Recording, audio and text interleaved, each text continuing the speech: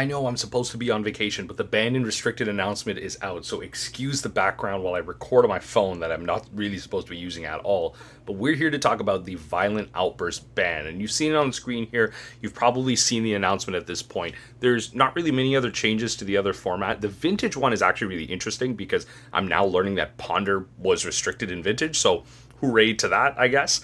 But Violent Outburst. We're a modern channel primarily, and there's no changes to the Pauper format, so I imagine there will be an update from that. Gavin Verhey was talking about the lack of changes to there and how they're, kind of looking at the format, so we'll get a proper update and we'll react to that then. But Violent Outburst is gone, which means the Cascade Rhinos deck, which was, as they were mentioning in the article, creeping up in the play percentages, just like the Scam deck, being almost double the metagame percentage of what we were seeing. So it's good to see this deck get hit. Now, Living End unfortunately gets hit with this as well. I think Living End out of the two is probably the safer deck to exist in the modern format, just because it's so all in on the graveyard style of things happening. Whereas Rhinos played like a combo deck with a honestly decent mid-range plan after. And really what this Violent Outburst ban does is, because Violent Outburst is a cascade spell at instant speed, for those of you maybe not as tuned into Modern, this allowed you to use Force Negation as the backup control piece for this combo. So what you would do is you would go off on your opponent's turn at instant speed with Violent Outburst, and then whatever creatures you had may get a random buff. It's not really important, that part. But then what happens is, if your opponent has a counterspell for it, maybe a Spell Pierce, which is very commonly played as a 2-3 of in many blue decks these days, then you're going to have the Force of Negation as a backup. Maybe you pitch a Subtlety, maybe, you pitch whatever, Tishana's Tidebinder away to it, and then you counter the spell, you combo, you get your Rhinos, and you go off from there. This led to very frustrating play patterns, just because a lot of decks in Modern right now are very tempo-based, in the sense that you do have to make a turn 1 play, a turn 2 play, or just have good interaction, powerful moments available to you.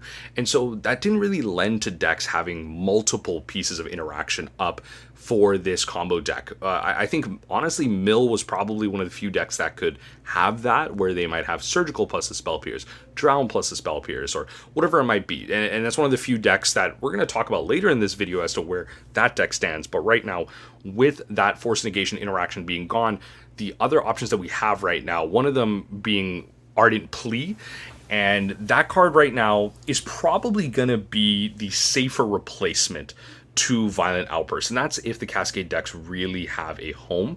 And honestly, I think they will. They'll probably just be like tier 2 decks. They might still even be tier 1 decks, just maybe a 6th or 7th out of the top 10 decks out there.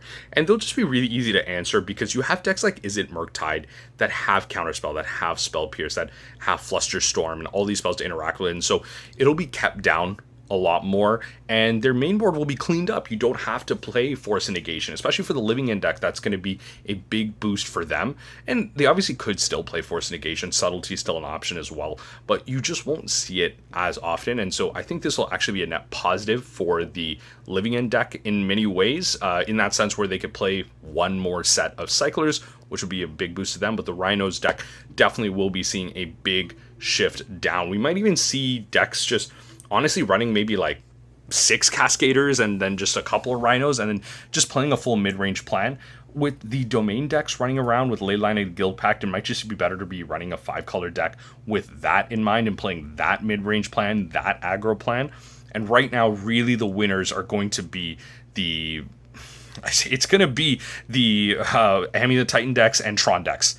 That's where this metagame is going to shift into at this point. And I think with that in mind, that means that Mill decks are going to eat, right? Like that is just the reality of the situation. Mill is going to be eating in this metagame.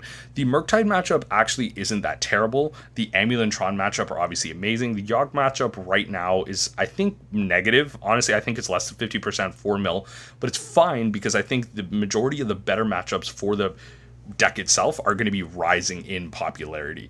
And really what this comes down to is how much Scam or Rakdos mid-range is going to have its staying power in the current metagame. And that's the thing that I think we need to see. I'm honestly very surprised that we got a change ahead of Modern Horizons 3, and it's interesting to see this happen, especially previously with Modern Horizons 2 just around the corner. We notoriously had these couple of banned and restricted announcements with no changes to Modern.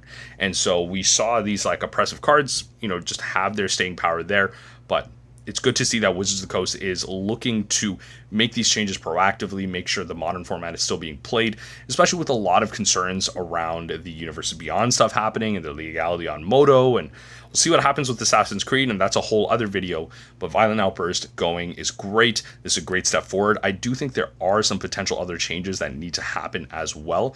I don't think Ren and 6 is that much of a problem anymore, but it could have that problem coming up. The One Ring is still potentially a problem for a lot of decks. Orcish Bowmasters is such an oppressive Magic card in many formats, and they even mention in the Legacy type up that they are monitoring the effect of Orcish Bowmasters in that format, because for those of you not tuned into Legacy, it's really taken over that format in so many ways. Orcish Bowmasters is probably the best card in Legacy right now out of the last couple of years. So outside of, the Dazes, the Force of Wills, the other classic combo pieces and whatever it might be in that format, Orcish Bowmasters is the best card in that format out of the last 4 or 5 years, I think. And that's probably pretty safe to say.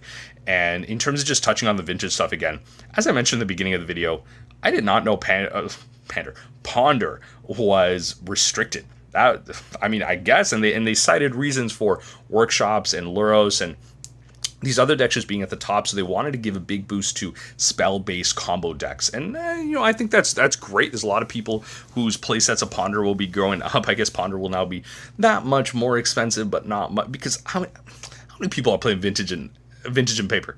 How many people are really, really doing that? But anyway, we'll see that shift happen up there. And for the Pauper metagame, I think that's kind of surprising that there are no changes. I think there's been a lot of discourse around potentially the banning of something out of the All That Glitters deck.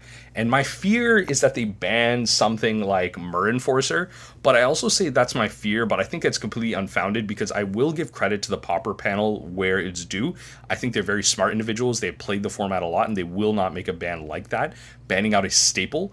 But I think banning All That Glitters isn't really the step forward, and maybe it might be, because something about that blue-white All That Glitters deck is absolutely insane, taking over a lot of the challenges. It just has a lot of good results, because you play this tempo deck with an I win button. The minute you put an All That Glitters onto an unblockable creature, you hold up some counter magic for their removal, and then you're set to go. And I think that's where the tricky part is for a deck like that. But that's Pauper. We'll be getting an update soon, as I mentioned. Closing out my thoughts on the whole Violent Outburst thing. I think this is a good step forward. I think Modern Mill will be eating in general, just with some of the decks that maybe were a little bit repressed by the Rhinos deck, just seeing big boosts in play. And it's time to pull out your Surgical Extractions. It's time to pull out your Glimpse the Unthinkables, because it's time to eat. And we'll be getting some gameplay later in the week on the channel. But thank you for watching. Let me know what you think of the banned and restricted announcement in the comment section down below. Again, I am on vacation as of recording this video, but because you got a BNR update, I have to put my thoughts out there. Let me know what you think. I gotta hear this discourse. We're about to enter into a whole new Modern.